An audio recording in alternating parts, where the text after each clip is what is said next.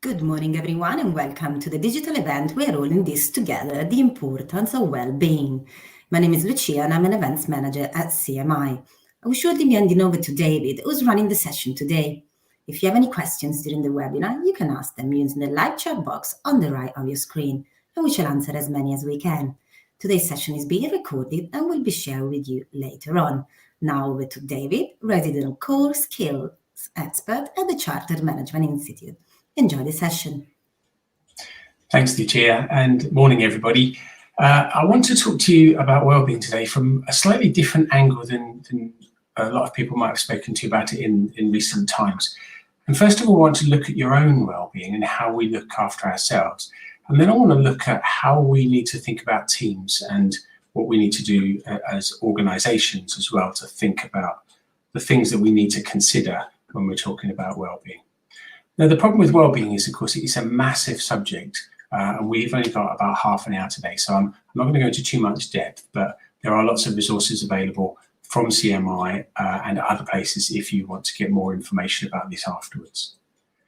So before we get into any depth about this, we need to think about where we are now. What is our baseline in terms of wellbeing in our organisation and for ourselves? And really we need to remember that we need to think about our own wellbeing as managers, as much as we need to think about the well-being of our teams and our colleagues and our peers and our staff. So we need to take a baseline situation. Where are we now? And what do we want the future to look like? If it's not how we want it now, how do we identify what we want that to look like? And what help is on offer that can help us get to there? We've got internal help, external help, friends, peers, whatever it might be, reading stuff, doing stuff, whatever works for you and your particular learning style. So where are you now? Where do you want to be? How are you going to measure changes in that? How are you going to measure what we might term as loosely term as improvement? And I don't really like that phrase when we're talking about well-being, but it is a phrase that everybody's familiar with. So we're thinking about our improvement. And the reason I don't like the phrase improvement in terms of well-being is because it assumes that there's something wrong. And I like to come at this from a positive psychology point of view, that there is nothing wrong. We just need to polish things. We just need to change things, change our situation, change our reaction to things in order that we have an easier time of things. So not that there's anything that needs to be fixed, but there are things that can be improved. Subtle, but I think it's helpful when you're talking about these things. So first of all, when we're thinking about our own well-being, it's often really useful to have some kind of routine and some kind of understanding and some tools to deal with the things that we might find challenging. One of the easiest things to do with this is to establish a routine. And people have routines, whether they recognize them or not, and I'm sure you're all aware of this. If you ever ask people about change and how much they like to change, there will always be within a group of people someone that says, I love change, I live for change. That's what really gets me excited. And then you start to delve into that and you say, okay, well, what did you have for breakfast today? What did you have for breakfast yesterday? What did you have for breakfast the day before that? Very often it's the same thing. So which way did you come to work today? Which way did you come to work yesterday? Which way did you come to work the day before that?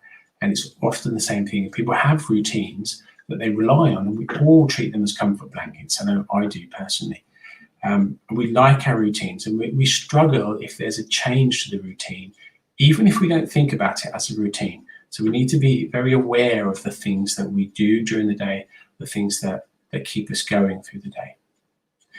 Wherever we can, we need to engage with other people, whether that be remotely, as we are at the moment, whether that be through social media, if that's appropriate for you, or whether that be after today, certainly in England, we can see one other family, we can meet people outside. And I think that's going to make a huge difference to people's current state of well-being as well. But we need other people to bounce ideas after contact with, just to be, when we can, in a room with, just to sense that other person in that room. There's something very intrinsic about being in a room with warm bodies that you don't get from a distance, and that will come back, and that will help things. Exercise is always a good one as well. Exercise is really important for all sorts of things, and I don't mean running and jumping and bicycling and swimming and football and HIIT and all of those kinds of things. Just mean get up out of your chair. Get up out of your chair once an hour, move around, make a cup of tea, look out the window, go down the garden if you've got one, walk around the block. It doesn't have to be something where you need to get dressed up. you need to put your running shoes on, or it gets sweaty or anything like that, just move about and keep all your lymphatic system circulating and make that work for you. Keep your blood going, keep your heart going, get a little bit out of breath if you want to. But these things will help your own well-being, give you a sense of satisfaction that you may not recognize, but you'll recognize something is different.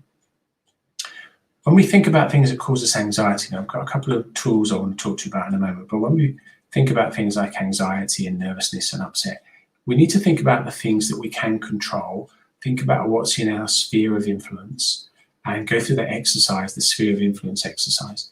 Think about the things you can control and think about how you can change those to improve the way that you're working and improve the way your colleagues and peers are working as well. Now, it's often said, isn't it, you can't control things that happen to you, but what you can control is the way you react to them. Now, that's much easier said than done, as we know, because in the moment, in that second where something happens, we react in often a very primeval way. We are at heart primitive creatures. As much as we like to think with our iPhones and our Apple Watches and our cars and our big tellies and all the rest of it that makes up life today, we are still very primitive creatures. And in a moment, we act in a very primitive way sometimes without thinking about it. If we can control the way we react to things, our well-being will be a lot better, a lot more satisfying, a lot more comfortable. Think about how you engage with media, how you engage with the media and how your relationship is with the news. Are you watching the news too much? Are you getting enough of what you need from the news without getting sucked down a dark rabbit hole? Are you overloading on news and media? Are you getting far too much information? Again, we can't deal with masses of information. We have to be careful about the information that we take in. Take it in from a source that you believe, that you can trust, and regulate how you engage with other forms of media. All of these things will help you. One of the things I love is that I don't know if anybody is familiar with Dad's Army, but there used to be a character on there who would also always say, "Don't panic, Mr. Mannering, don't panic, Mr. Mannering," whenever the slightest thing went wrong. And I think that's, it's jokey and it's funny, but I think if you can face things without panicking, without worrying too much, it will make life happier for you, much more contented. We'll talk about some tools to deal with this in a moment, but one of the things you can really do is learn from experience. If you've experienced this kind of thing before, what was the outcome? How bad was it? What really happened? Are we worrying about nothing? Are we trying to compare with a different situation? Are we trying to compare today with last Monday? Last Monday for a lot of us may have been awful, may have been just one more Monday in this terrible lockdown. One more day that blends into another. That doesn't mean today is going to be like that. It doesn't mean next Monday is going to be like that. We only have that now. And even when we're thinking about last Monday, we're thinking about next Monday, we're doing it in the now. So we can control how we think about that, how we feel about that, how we react to our thoughts and feelings about that. So I want to talk about a couple of tools that I personally like to use. And one is called RAIN, and it's an acronym. And the acronym is for R, recognize what's going on, recognize what the experience is, recognize what those feelings are that you're feeling. Allow the experience to be is the A, and allow it to be just as it is. Don't try to change it, just observe it and see what's going on, see why you're feeling the way that you're feeling. Then we investigate, and we investigate with interest and care. And when we do this, and we're doing this with ourselves, we've got a thought and we think, this is terrible, this is really bad. Recognize that you're feeling that way. Allow that to happen. Don't try and fight it. Don't be in a space where you're saying, I shouldn't be feeling like this. I should be I should be stronger. I shouldn't be feeling like this. I should be happy. Everybody's happy, aren't they? Well, they're not. They're just hiding things that you're feeling. So allow that to go on. Investigate it and do it in a way that you would help a friend. So don't judge anything about this. Just investigate. Why am I feeling like this? Why is this happening now? What's going on? What are the circumstances that brought me to feel this way? And then try to identify with that feeling or that thought, but not about you. So I am feeling sad. I am feeling angry. I'm not sad. I'm not angry. It's not me. It's a feeling. The feeling will pass. Later on today, I will feel happy. Later on today, I will feel elated. Given that lockdown is coming later on this week, we might feel a bit tipsy, who knows? But we feel things. That isn't us. Our thoughts and our feelings aren't us. So try not to identify with them, because then you become, you can fall into this victimology cycle, and you can end up with it in a really dark place because you think, I'm always sad. I'm just sad. I'm a sad person. And that's a terrible, terrible place to be. And there is a way out of it if you catch it early. If you don't catch it early, you may need some help and support to get out of that situation. The other tool that I like to use is something that's referred to as take it to court. If you have thoughts that are bad thoughts, dark thoughts, unrealistic thoughts, if only I were 2 stone lighter, I'd be more attractive, all those kinds of things. The idea here comes from cognitive behavioral thinking tools. And what we do is we take that thought to court, and we act in 3 different ways. We act as the defense, and we say, how true is that? How negative is this? How real is this? How honest is this? Then we act as the prosecution, and we say, this isn't true. This is what you're saying is not true. And we try to do this dispassionately. And then finally, we act as the jury, and we say, okay, given the evidence that I've seen, how likely is this to happen? How realistic is this? And if it is, what am I going to do next? And if we can start to form our thinking like that with ourselves, and when we're working with other people, we can start to get through some of these challenges a little bit more comfortably. So that's thinking about us, and we're managing our own well-being. And now we can go on and we can help other people. And we can think about the organization as a whole. And when we're thinking about well-being in organizations, it has to come through the whole organization. That includes the senior management. There's no point in getting a middle manager and saying, right, you're responsible for well-being. I want you to do well-being things for the organization. I want you to do this, that, and the other. And I would say in that position, okay, what are you doing as a senior team? Well, we're just carrying on. We're fine. It's not our problem. This is the problem of people that can't cope, or they're stressed out, or whatever it might be. That's a toxic environment. That's a toxic place to be. So when we think about well-being, it has to come from the top of the organization, from the very, very top of the organization. We need to let people know how important well-being is. And we need to speak about well-being. We need to normalize those conversations about mental health and about well-being, just as we would with physical health. If you go into the office and you think, I feel terrible today. I've got this heavy head cold. I've got sinusitis. I'm on Sudafed, whatever it might be. My back is really bad. How many people do you tell? You tell lots of people, don't you? You go, I'm so foggy today. My head is so thick of cold, and my back aches. And we tell everybody it will listen. We need to get to a point where we normalize that about mental health and about well-being. We need to get to a point in organizations where somebody can come in and go, you know what, I'm here today, I'm warming a seat, I can do a process, but please don't ask me to do anything else, because I can't cope with that today. Tomorrow, I'll be fine. Yesterday, I was great. Today, I just need to work on the things that I can work on, and not other things. I can't take on anything else today. And we need to normalize that conversation. We need to make that normal workplace thing that happens. We do that by raising awareness in other people. And we do that as well by recognizing this happens and providing support for it. Just as we would provide support for physical illness, we need to provide support for well-being as well, both internally and externally. We need to make sure that we engage with everybody in the organization with this. Everyone is affected by well-being issues. Everybody needs to be involved in the way forward, and the way to determine how we use staff forums, how we get feedback, how we listen to people. Do we have staff surveys to see how everybody's feeling? Those on-the-spot surveys that say, right now, right in this very moment, how are you feeling? And look at it perhaps at the end of the day, at the end of the week, and say, right now, in this very moment, how are you feeling? Is that different to how you were feeling on Monday? We need to think about having things. There's a wonderful organization called Mental Health First Aid England. We need to think about having mental health first aiders in organizations, just as we do physical health first aiders.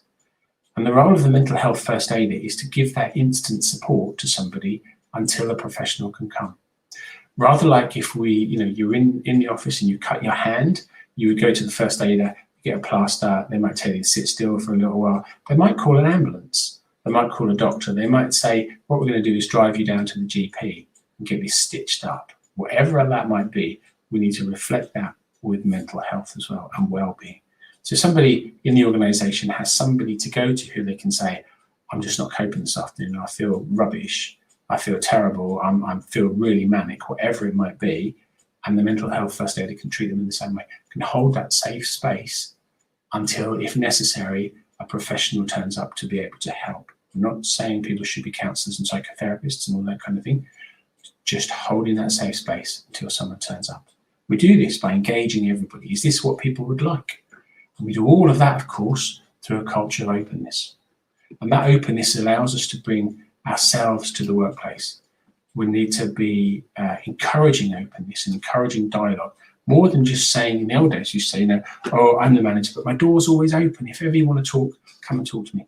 We need to get past that and make people come and talk to us, or go out and talk to them. Active conversation. That active dialogue that says, how are you? What's going on for you today? What's happening? Are you going to get this done on time? Is there anything you need? What kind of support are you looking for today? What's going on? We need to have those conversations rather than waiting for somebody to get to the point where they come to speak to us. Because if the culture isn't right, the likelihood of them coming to speak to us as managers, of course, is low. And then the problems get bigger and bigger and bigger. So we normalise these conversations. We open door. We have an encouragement of dialogue. But we need to train staff to deal with this as well. This is not another thing that we can do to accidental managers to say, oh, by the way, you're an accidental mental first aider as well now. So we can't do that. We need to be very careful of what I like to refer to as clumsy help. With the best intentions, we can get this very wrong. Just like with physical well-being, with the best intentions, we can give somebody ibuprofen when they're allergic to it. We can give somebody aspirin when they're allergic to it because we don't know what we're doing. And we can get in all sorts of problems. And it's the same with this. So we're thinking about all those things. We're thinking about that openness. We're thinking about that top-down approach. We're thinking about looking after ourselves. And we're communicating all of this in as broad a way as possible. But when we communicate and we talk to people, this is where the clumsy bit comes in, if you like, to a certain extent. We can come in here and we can say, right, we're going to do this, this, this, this, and this, and this, and this. Aren't we brilliant? We're a wonderful organisation. We've given you all this help. We're chucking it at you. You can't move for all this help we're giving you. And all this information that you can talk to this person. There's pamphlets here. There's books there. We can do this, this, this. And whoa, whoa, whoa, whoa, whoa. We need to inform, but not overload. We need to think about what we're telling people. How useful is it? What point does it stop becoming useful? We need to think about the different groups within an organisation. We need to think about how people receive messages differently. Do some people want to come to a talk? Do some people want to watch a video? Do some people want to read a pamphlet and speak to somebody else? And are those messages that we're giving consistent? Are we saying the same thing time and time again to reinforce the fact that we're normalising these conversations, to reinforce the fact that we're supporting people, we believe in this, this is important to us. We need to think about how we do that. Now, I've said before about the ABC of communications, accurate, brief and concise. We need to think about that when we're communicating with people. Are we giving them messages they can understand that are simple and to the point? Does it do what it says on the tin? Or are we waffling on with strategic language and corporate speak that is all very well and good, but nobody understands what we're talking about? So are the messages appropriate for the groups that we're aiming them at? Might use different language, might use different words, might use different tone, but we need to keep that consistent message so that everybody understands the same thing at their level as appropriate. And we need to think about what we're not saying when we're saying these things as well. So what is the opposite to what we're saying?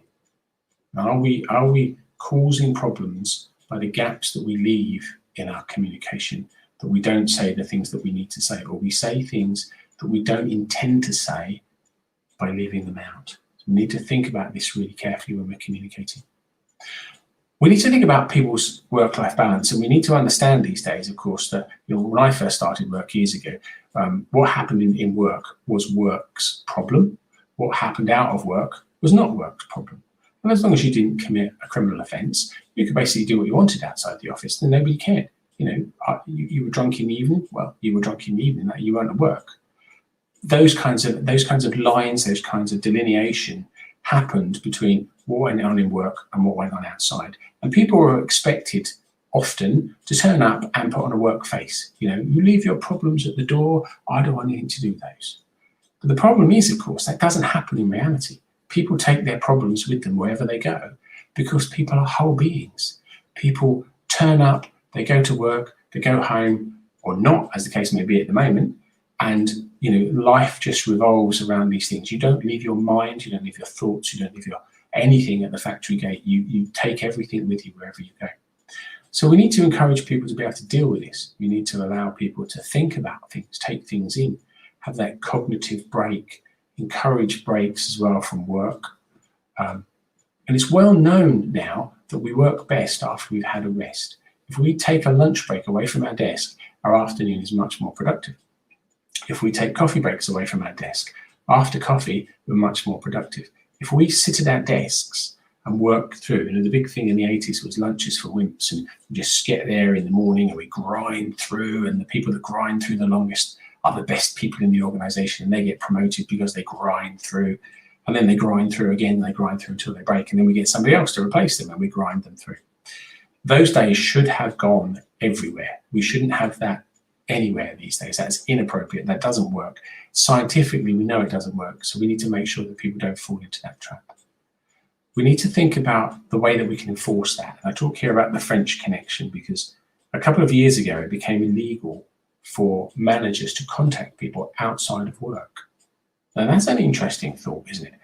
We're not allowed, not only do we discourage it, but we're not allowed to contact people outside work. And I personally think that's a very good thing. You pay for my time, in a very basic sense, you pay for my time, I work during the time that you pay for, you stop paying me, you're not allowed to contact me, unless it's really, really urgent and there's no other way of dealing with it. But what we need to avoid is that constant, I'll just drop you an email on a Sunday because I'm going to be busy tomorrow as the manager, so I'm going to get all these emails out. I need to talk to people. I ping them out on a Sunday. That's done. I'm done now. I can relax on Monday morning and crack on with other things. What we need to remember with that is that often people have their work emails now on their phone.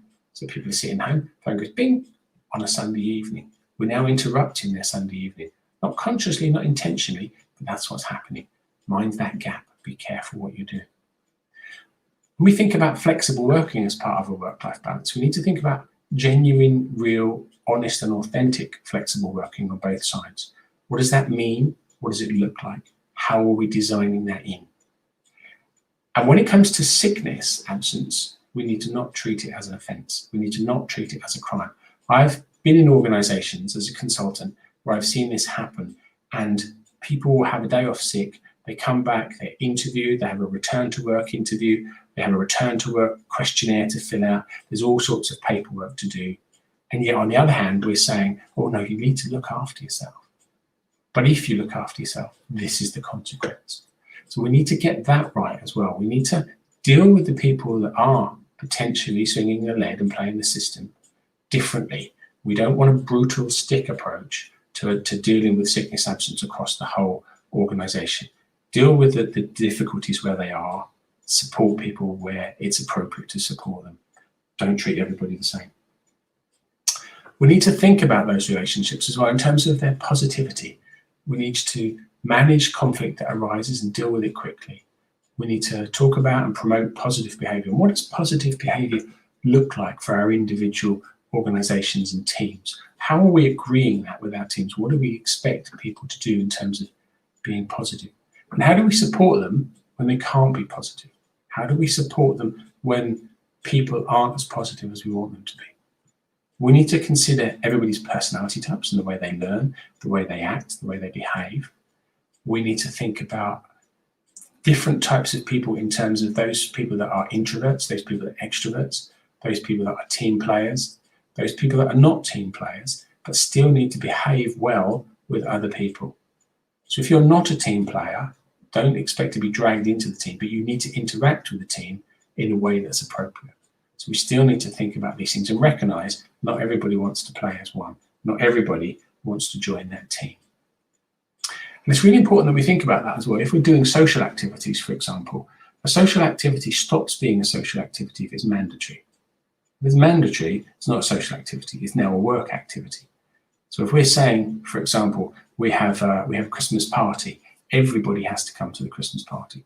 What do we think about the people that don't celebrate Christmas? What do we think about the people that don't drink? What do we think about the people that don't want to party? What do we think about those people that are very introverted and going to a Christmas party is the worst thing that you can possibly put them through? Is that supporting? Is that supporting and encouraging? Is that how we want to be? Or how do we want to deal with these things? We also need to think about, in terms of support, we can think about mentoring and coaching. And if we think about mentoring and coaching, it needs to be done in a positive way. This isn't coaching because you've done something wrong. This isn't mentoring because we need to keep an eye on you because you're not very good at your job. We need to mentor and coach to support people. It doesn't need to be official, but we need to have ways that people can say, do you know what, I don't really know what I'm doing. Can you give me some pointers, or can we meet on a regular basis so I can check on how I'm progressing on this and just get your viewpoint on it? I don't want to go to HR, I don't want to go to my manager, but could we have a chat once a week or once a fortnight, wherever it might be, just to keep me on track? Is that okay? We need those strands there. We need to encourage that. And where we do that, it's not about telling anybody what's going on. We use Chatham House rules. What happens in the meeting stays in the meeting unless there is a reason to disclose. Now, reasons to disclose may be things like criminal, for example. You know, if you're working with somebody as a mentor and they say, well, my biggest problem is I'm doing lines of coke every Friday night, that may be something you want to disclose. There may be issues of abuse. There may be all sorts of other issues that you wouldn't want to sit on because actually that's not doing anybody any good. But if you see those things, you need to talk to the right people that can support you and help you through that, not talk to everybody over coffee about it. We also need to think about, we've talked about people, we've talked about ourselves, we've talked about the organisation. We need to think about the environment that we're putting people into. Is it the right environment for people to work in?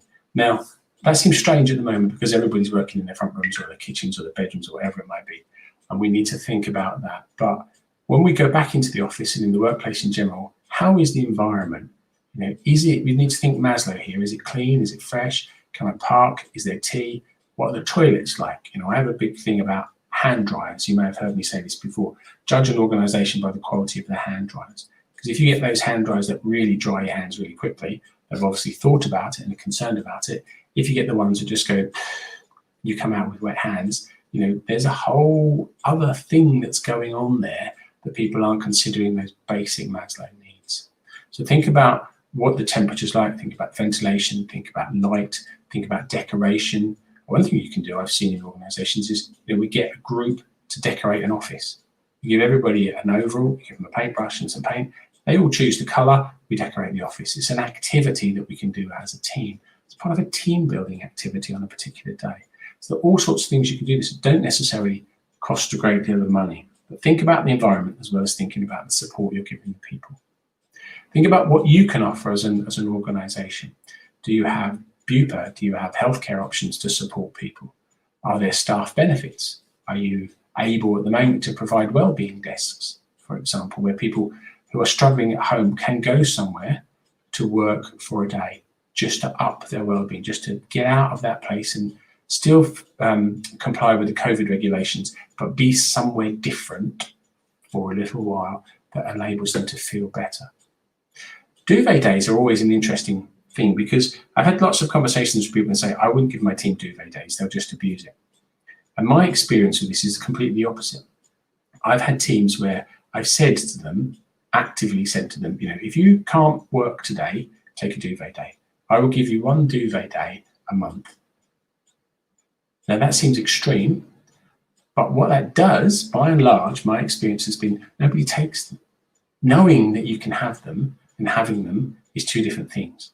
Knowing that you can't have them and wanting them is a completely different side of the coin. So we need to think about these things and how do we manage it if it becomes abused, and what do we need to do? Is that a sign of something else going on? Not everybody is out to rip us off as managers. Not everybody is trying to get one over on us. You know, people have genuine reasons why they can't cope at work and can't come to work without struggling. So we need to help those people. Think about external support. If you're providing external support, what does that look like? How can people access it? Is it clear? Is it very clearly communicated? Is it going to be reported back, or is it completely non-partisan and supportive to the individuals that are accessing that external help? So we need to think about these things as well. making sure we have all these ducks lined up in a row will help us provide better wellbeing workplaces for people, and better environments for people to work in, and better environments for ourselves to work in as well. We'll feel better supported, more able to support other people. So here are some top tips. You need to lead by example. Look after your own well-being first. Build your own confidence around mental health. Build your own confidence to have those conversations and those normalized conversations about mental health and well-being. Take stock of where you are now and where you want to be in 6 months' time. Try to promote a healthy work-life balance, whatever that means for individuals, and it will differ for individuals. Always be available for your staff, not just my door's always open, but actively be available for them. Be yourself wherever you're dealing with people, wherever you can, be as authentic as possible, because that will encourage other people to be authentic as well. Try to avoid clumsy help. Treat everyone as individuals. Try and embed employee engagement. Now, I know this is difficult in some firms, but if we work at it in little pockets, it will grow. Create opportunities for coaching and development, and promote positive work relationships. Deal with those things that aren't positive. Deal with them quickly before they ferment and get worse and worse and worse. And very much raise awareness about what we're going to do with people. Raise awareness about the subjects. Raise awareness about the ability to talk. Just keep getting it out there so it's not hidden. It's not relating back to the Victorian asylum, all of the issues that came with those things. Think about how we're going to make this normal. Now, if you want to, after this, there are loads of things about wellbeing or management direct, and if you have access to that, I would have a look at those things. If you don't have access to it, I would speak to somebody about getting access to it. They're all different levels of access, but it's a great resource that we have here at CMI, and I would encourage you to interact with that if at all possible. So some final thoughts for you. Wellbeing is everybody's responsibility. We are all in this together, and we can't separate out the differences between work and home anymore. That doesn't happen so much. The cost of getting this wrong can be enormous. It can be enormous in terms of humans. It can be enormous in terms of reputation for an organization, reputations for managers. It makes it difficult to recruit people if we get it wrong. It makes it difficult to hold on to people if we get it wrong. So lots and lots of cost of getting this wrong. And the two things I would say that are most important: be kind, and that doesn't mean being fluffy, be kind and be human. If you get those two things right, everything else flows from that. So that's the end of the input from me, and I hope that's been useful. I'm going to hand back to Lucia now, because I think we may have some questions.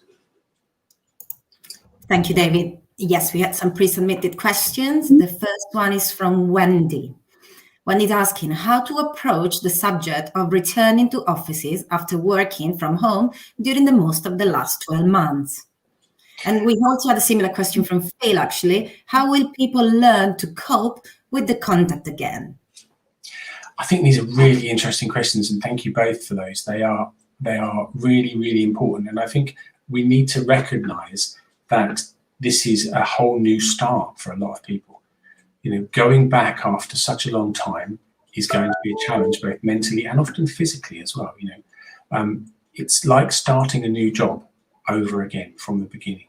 So you've got all the things that come with that. And we can think about Tuckman's cycle here, norming, forming, storing, and performing. When we go back to the office, those of us that are going back to the office, when we go back to the office, we will be storming. There will not be any norming for a while. We will be storming. We'll be, all those primitive things come out, who's the head of the office, who's the head of this, that, and the other, and I don't mean officially head of the office, I don't mean office manager, but where does the hierarchy sit in the team? There's going to be a lot of anxiety for a lot of people about interacting with people again. Even though we've got the vaccines coming out now, and even though the numbers are going down, we've kind of seen the numbers go down before, not to this extent, but we've kind of seen the numbers go down before. What happened then? So there's going to be a lot of anxiety for people.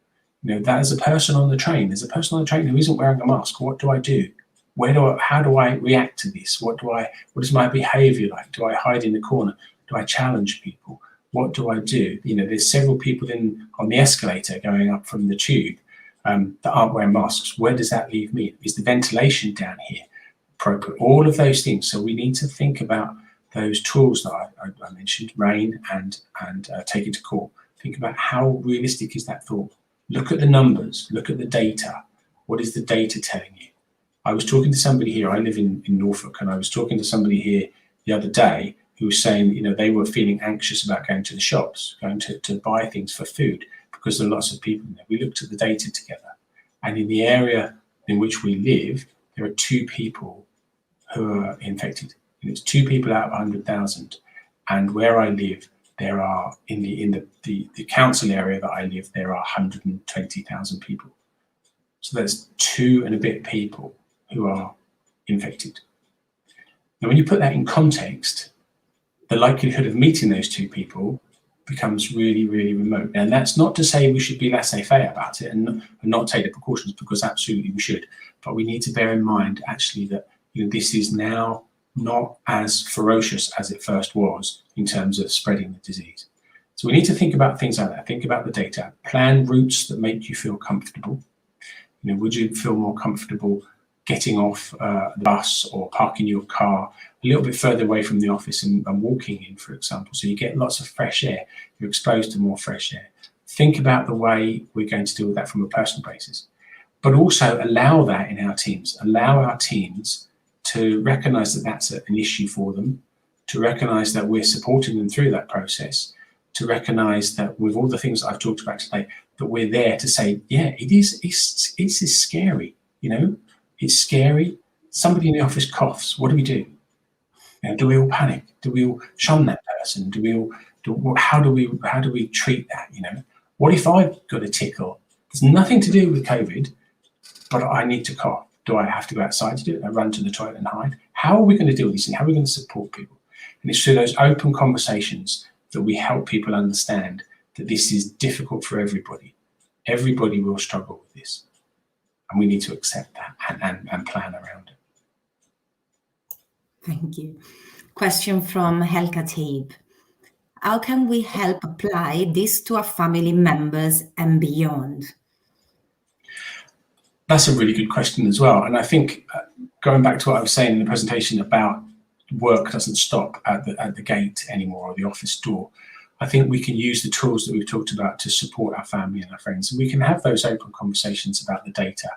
And we can say, it's okay not to be okay. It's okay to be worried about this, but let's talk about that worry. Let's talk about how that's going to unfold in reality, and what does that look like for you? How do we, at work, we do this thing. Would you find that useful? At home, we could try this, we could do this.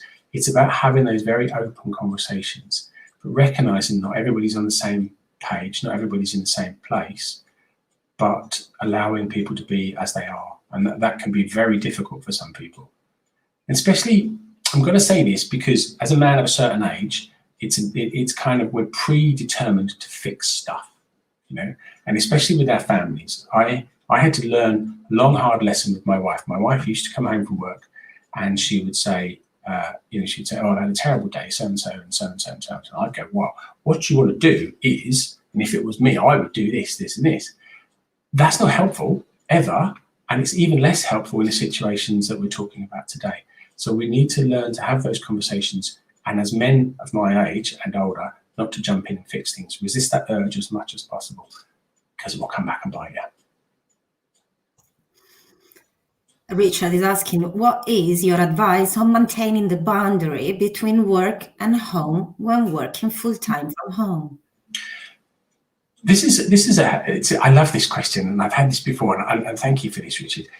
I think what we do is commute. Now, what I mean by that is what I try to do, and I can't do it every day because of the weather and stuff. What I try to do is I walk around the block before work. So I have my break, get up, have a shave, shower, breakfast, put my coat on, go for a walk around the block. I've commuted, I've come back, I'm at work. I've arrived at the workplace, I'm doing my work. My day works from 8 till 4. So when I get to 4 o'clock, I do the same thing. Put my shoes on, put my coat on, go for a walk around the block. Sometimes I just go down the garden and potter and do bits and pieces. And then I come back and then I'm not at work. I've switched my computer off.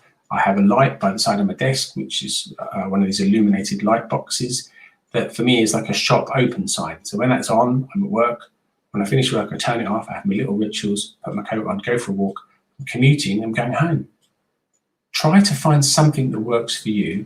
There's a little ritual that says, now I'm at work, now I'm not at work.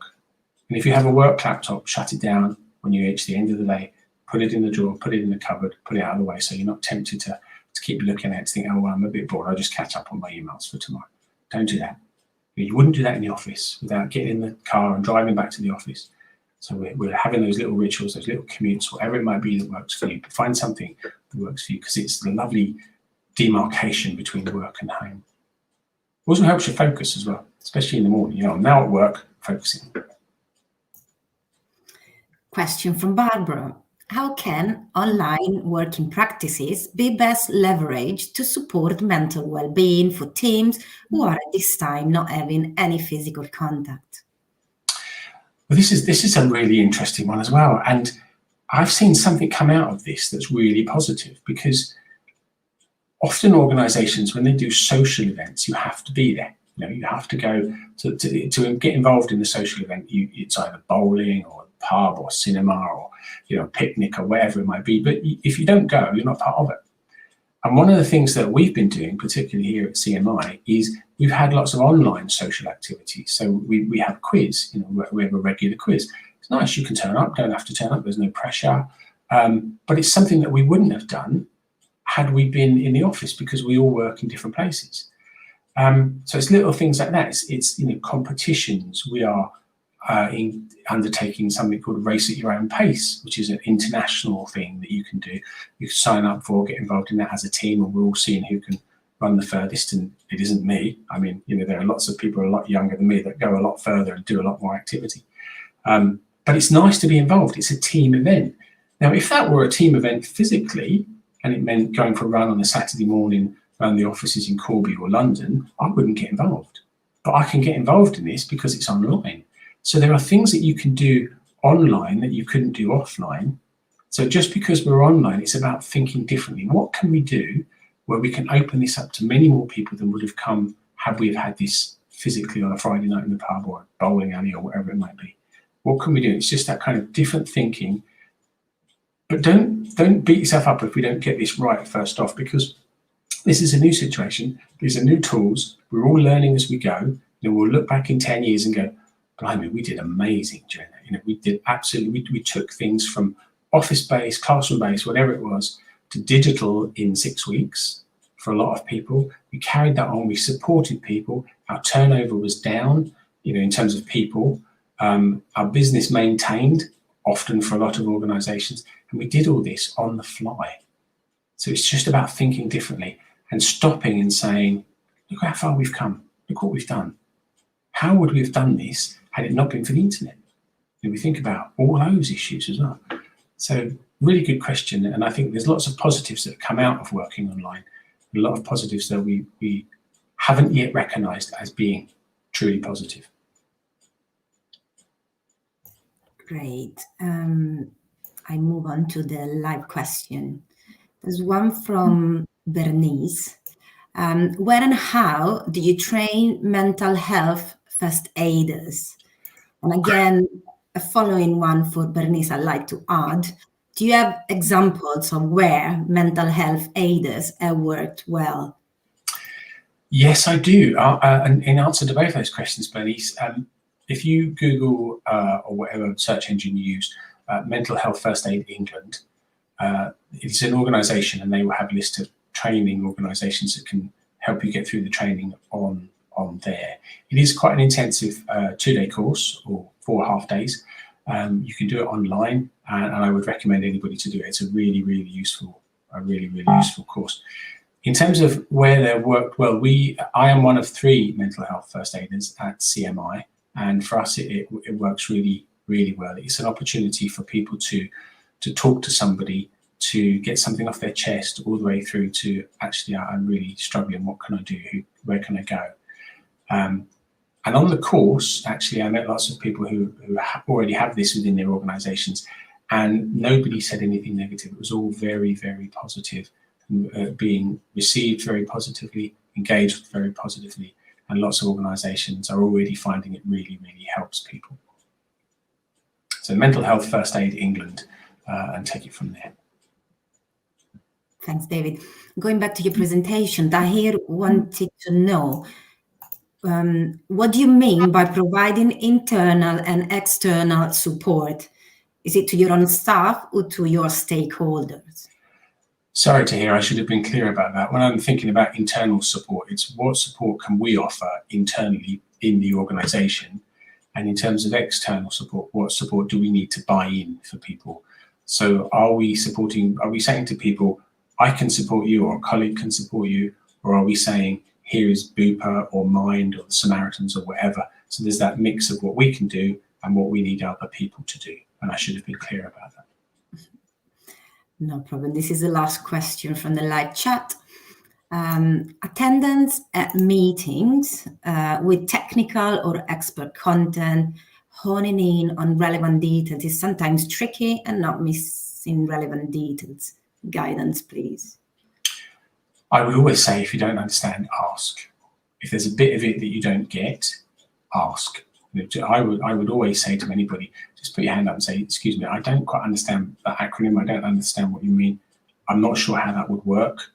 Can you just run over that with me? Now, sometimes at meetings, that's not possible for people to give you that kind of support and that kind of detail. But if you work in an organisation that recognises that, often they will say, I can, but not now. Can we hook up later? Can we have a Google Meet or a chat or Zoom, whatever it might be, just the two of us, and I can run you through that detail to make sure that you're up to speed. Nobody leading a group, if they're doing it properly, wants anybody to be left out. So I would always say, excuse me, I don't know what you're talking about. And I very often say, excuse me, I don't know what you're talking about. Thank you, David. Just a quick reminder, I see that a few people have asked, watching on LinkedIn, have asked for David's presentation. You can have a copy. Just kindly please email cmievents@managers.org.uk and we will send you one. So this was the last question for today. Thank you for everyone who joined, and thank you, David, for sharing your knowledge with us. If you're a member of CMI, you can find a wide range of exclusive development resources in Management Direct. To log into Management Direct, you can click on the link in the live chat. If you're not yet a member, you can join our community for access to a great range of practical tools and materials to apply your learnings from today. Don't forget to sign up for the event coming up on the 14th of April. It's okay not to be okay. The joining link will be shared in the follow-up email going out today. Keep an eye out for it. Please also do sign up for the free CMI newsletter for the latest trends and tips for the managers and leaders. Thank you all again for your attention, and I'd like to wish you a great day. Thanks, everyone.